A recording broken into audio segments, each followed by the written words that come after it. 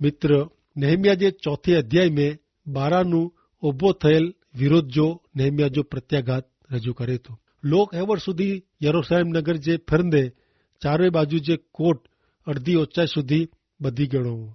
हाणे यहूदिया जे दुश्मन नेरियो कि बांधकम जो कम अटकायला उन्ही जो मजाक मस्करी जो कम निष्फल वियो है ने तेला हाणे ऊ नगर जे कोट जो समारकाम अटकायला नवी पद्धति ने नई रीत जो उपयोग करींदा। त हाणे सुनो नेहमिया जो पुस्तक तेजो चौथो अध्याय ने तेजी पहली कलम। हिते लिखल है कि असीं कोट ॿधियूं था अहिड़ो जॾहिं सानबालाट सोए तॾहिं ऊ घणे खारो थियो। ऊ घणे रोसे भरायो ने ऊ यहूदीअ जी मस्करी कई। यहूदीअ जी मस्करी करे से बांधकम जो कम अटकियो न हो। पर हाणे दुश्मन ॿिया लोग जी हाज़िरी में ठठा मस्करी जो हथियार ओचू कईंदा। ईश्वर जी नज़र में जेको कीमती वो पण सानबालाट जी नज़र में जेको धिक्कार पात्र वो उन कम जी दुश्मन मस्करी करींदा। नेरियो चौथे अध्याय जी 2 कलम। पंहिंजे भाईअ जी ने समरुन जे लश्कर सामे ऊ चए कि ही नबरा यहूदी लोग कोरो कईं था। कोरो ऊ पिंडला कोट ॿधिए था। कोरो ऊ यज्ञ कईंदा। कोरो ऊ हिकिड़े ॾीमे झीमेड़े पूरो कमु कईंदा। कोरो ॿरी वई आहे उन इमारत जी धूड़ डेफे जे ढगले में जा ऊ पाछा पाइणा उपजाईंदा। दुश्मन जेको सवाल क्यों ऊ घणे अघरा हुआ। यहूदी लोग जे पंहिंजे मन में ही सवाल हुआ। उन्ही के थियो कि पिंड ही महान कम पूरो करी सघंदा कि की। मित्र दुश्मन ठठा मस्करी पण करींदा। चौथो अध्याय 3 कलम। हाणे टोबिया अम्मोनी इन वटे उभो हो। ऊ चए कि ऊ भले ॿधिए।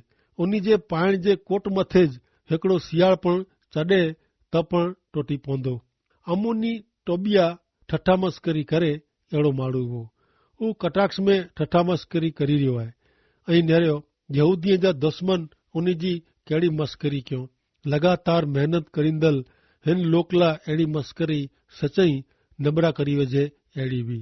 हाणे नेहमिया कोरो कईंदो। हाणे नेहमिया लाइ हिकिड़ी आशा ने आसरो प्रार्थना आहे। ऐं नेरियो ऊ कोरो करे थो। नेहमिया चौथो अध्याय 4 ने 5 कलम। हे असांजा देव सुण, असांजो अपमान ने तिरस्कार करे में अचे थो। ऊ असांजी निंदा करे थो। इन जो उन्ही के तू बदलो ॾे। ऊ बंदीवास में वञो ने उन्ही जा घर वार लूटाए वञे। उन्ही जो अन्याय तू ढकीजे न। उन्ही जो पाप तो वटा भूसी वेझजे न।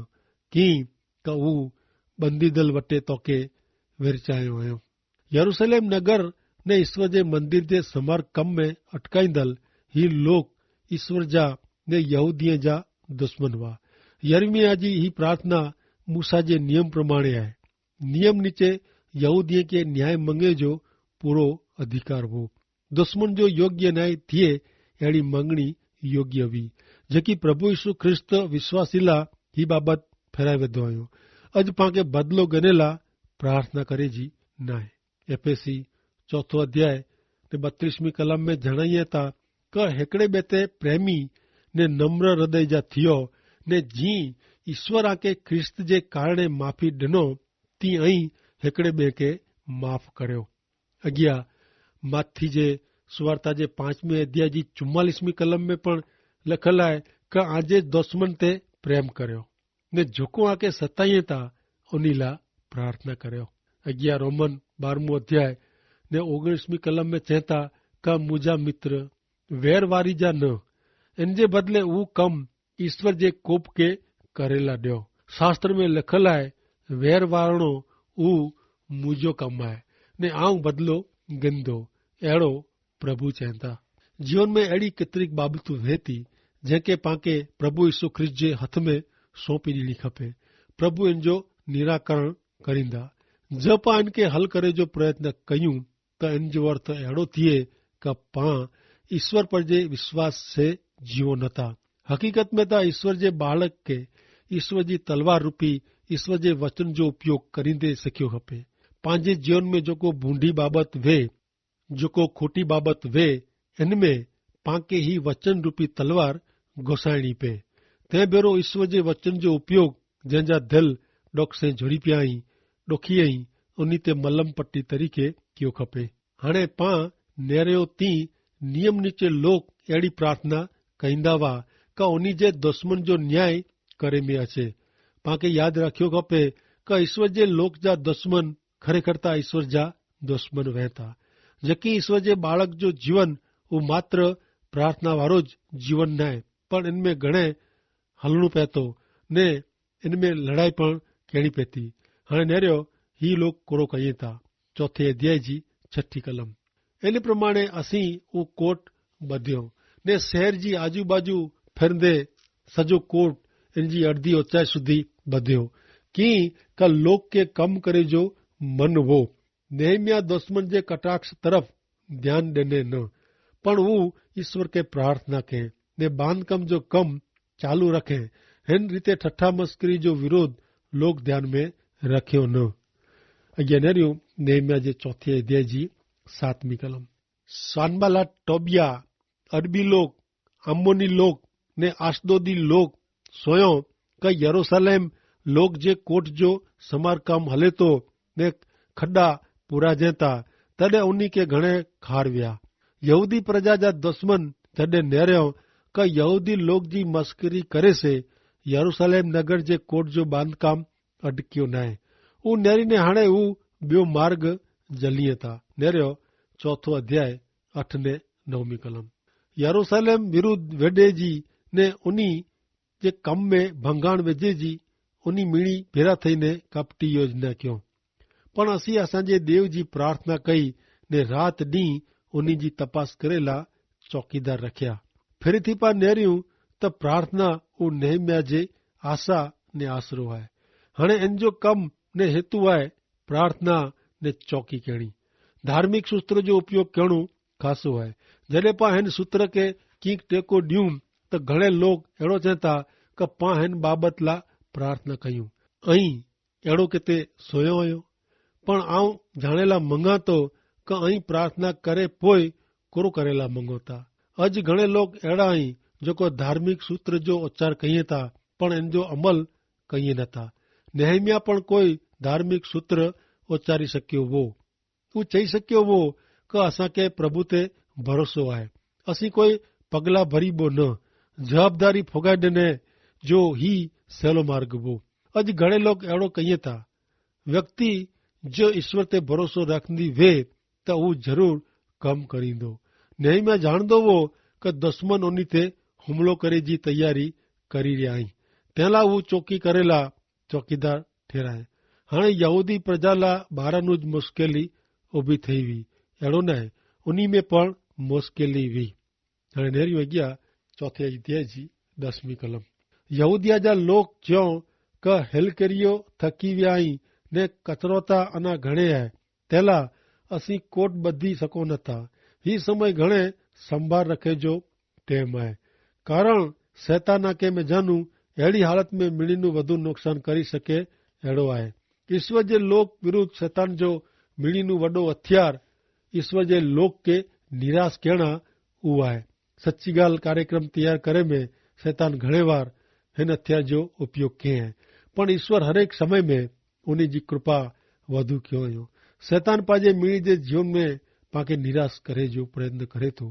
पण इन सां ई नेरियो प्रभु यीशु ख्रिस्त जी कहिड़ी अजायब कृपा पांखे मिले थी।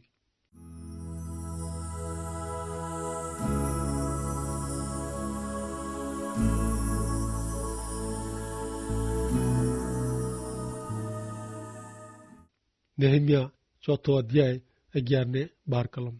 असांजे दुश्मन अहिड़ो चयो कि असीं उन्ही ते धसी ने उन्ही के मारी विझबो ने कम अटकाइबो त्यां सुधी उन्ही के ख़बर पवंदी न ने ॾिसंदा पण न। उन्ही जी पड़ोस में जेको यहूदी रहंदा हुआ ऊ पण असां वटि अची ने वारंवार चवंदा हुआ कि ऊ मिणी जॻह नू पां विरुद्ध भेरा थिए था। दुश्मन यहूदी लोग जी निराशा जो लाभ गिने जो कईंदा हुआ ने उन्ही अणधारियो हमलो करे जी योजना कयो। दुश्मन नेकी कयो कि यहूदी लोग सावचेत न हूंदा अहिड़े टाइम में पां उन्ही ते अणधारियो हमलो करीबो। हाणे अणधारे हमले सामे नेहमिया जी रणनीति कहिड़ी हूंदी। नेरियो नेहमिया चौथो अध्याय ने 13वीं कलम। तंहिं लाइ आऊं कोट एतिरे कर रांग पुठिया सौथी नीचे जे भाग जी खोली जगह में लोक के उन्ही जे कुटुंब प्रमाणे तलवार भाला ने धनुष नक्की करीने वेराया। नेहमिया हरेक माण्हू खे अहिड़ी जगह ते वेराए જ્યાંનું હू पंहिंजे कुटुंब जो रक्षण करी सके। हिन जगहનું બાંધકામ કરીંदल हरेक माण्हू खे खासो लॻो। नेहमिया लोक के बरोबर हथियार ॾेईने पंहिंजे कुटुंब भेरा रखे। चौथो अध्याय 14वीं कलम। उन्हीं के दरजेला नेरीने आऊं अमीर लोग के अमलदार के ने बाकी जे लोग के चयो क आके उन्हीं द्रजणु न।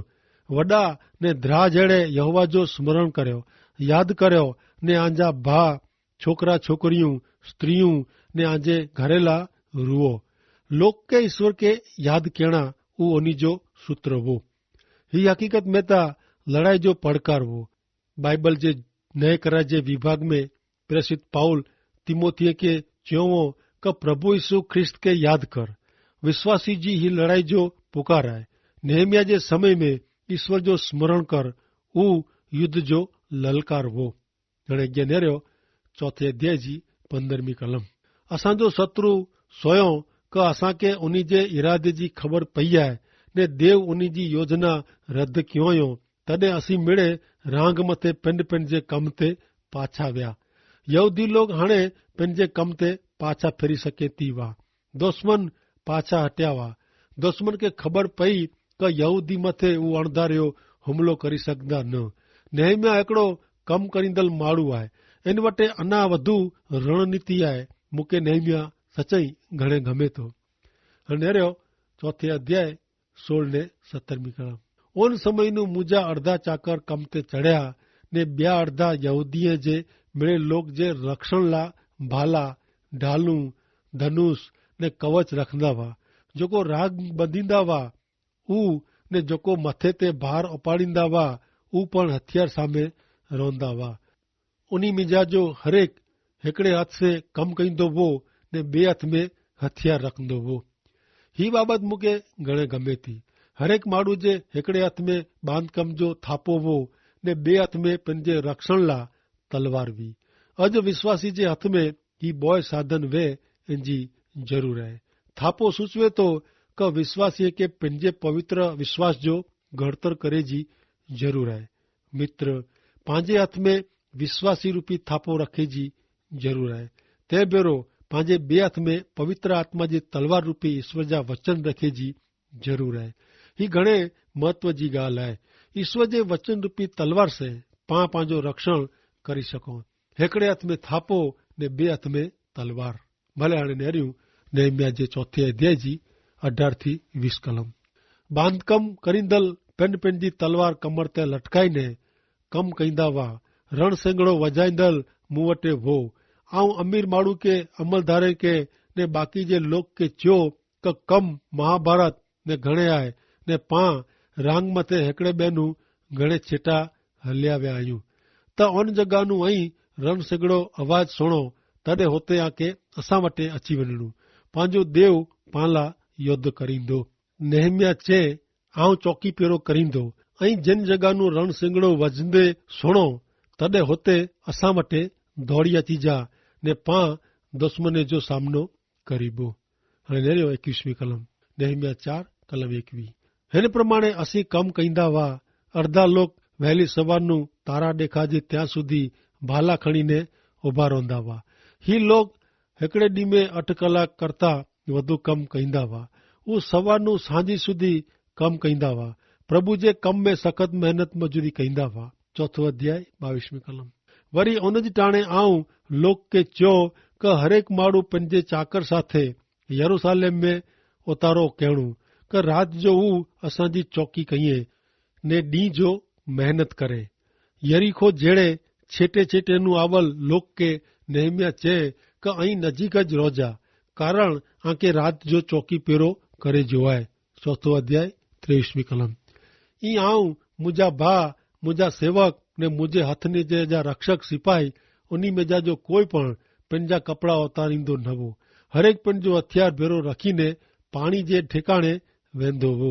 मूंखे अहिड़ो लॻे थो क आऊं नेहमिया खे चई ॾियां क वाला भाउ नेहमिया हिन सॼी समयगारे दरमियान तूं साव મેલો થઈ ગયો હું ને. પણ નેહમ્યા ચહેતો કે ચોક્કસ અસી સ્નાન કયો તને અસાંજા કપડા અસી ઉતારાવ્યા. અહીં નેરો મિત્ર बाइबल में रमूज है. अड़ी कटोकटी में पण ईश्वर थोड़ी रमूज रखे था. कटोकटी जे हिन टाइम में स्नान करे सिवाय यहूदी लोग कदे पण पंहिंजा कपड़ा कढींदा न हुआ. रात वे क ॾींहुं वे ऊ हरेक टाइम ते चौकी पेरो भरींदा हुआ. अज ईश्वर पाके जेको शस्त्र ॾिए था ऊ रात ॾींहुं रखना केतिरा जरूरी है.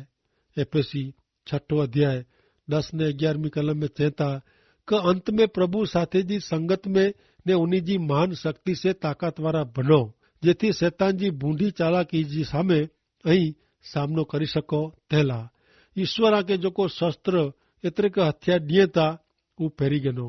कारण पा मानवी विरुद्ध लड़ाई कयूं नथा पण स्वर्गीय दुनिया में जेको दुष्ट आत्मिक सत्ता है एतरे का अधिकारी अधिपति ने आंधारे जी शक्ति उन्हीं सामे लड़ाई कयूं था. तेला ईश्वर जा हथियार हेवर थी ज पहरी गनो जेथी जडे बूंढा खराब डी अचे तडे दुश्मन जे हमले के अटकायला अहीं शक्तिमान थई सको ने छेवट सुधी लड़ाई करी अहीं उभा रही सको. तेला तैयार रहो. आंजी कमर ते सत्य के पट्टो तरीके मजबूत रीते गिनो. बख्तर तरीके न्यायपणो पहरियो. आंजे पग जे जोड़े तरीके शांति जो शुभ संदेश जाहिर करे जी तैयारी रखो. मेरे टाइम में विश्वास के ढाल तरीके भेरी रखो. दुष्ट जा दुखंदल तीर उजायला अहीं उन्हीं मार्फते शक्तिमान बंदा ने उद्धार के टोप तरीके ने पवित्र आत्मा जी डिनल ईश्वर जे वचन रूपी तलवार हाथ में रखो. ही मेरे प्रार्थना साथे करो ने ईश्वर जी मदद मांगो. जी पवित्र आत्मा डोरवणी दिए ती हरेक प्रसंगे प्रार्थना करो. हिन कारण ला हमेशा जागता रहो ने अड़ो करे जो कदे पण छड्यो न. हरेक टाइम में ईश्वर जे लोक ला प्रार्थना करो. हणे 11 नेरियूं तो यसाया जो पुस्तक 11मो अध्याय ने 5वीं कलम में चेता का न्यायपणो इन जो कमर पट्टो ने विश्वासूपणो इन जो कमर बंद थींदो. 11 यसाया 52 ने 7वीं कलम में चेता कि जोको वधामणी ॾिए था जोको शांति जी गाल सुणाईए था जोको कल्याण जी वधामणी ॾिए था जोको तारण जी गाल सुणाईए था जोको सियोन के चेता कि तुझो देव राज करे तो इन जा पग डूंगर ते कहिड़ा शोभे था. 11 यसाया 59मो अध्याय 17वीं कलम में पण चेता कि ऊ बख्तर तरीके न्यायपणो पहिरे ने टोप तरीके मथे ते तारण रखे ने पैरवेश तरीके ऊ प्रतिकार रूपी वस्त्र पहिरियो ने जभे तरीके आशा ने इच्छा ऊंधियो. ईश्वर भी तव्हांखे आशीष ॾियो. आमीन.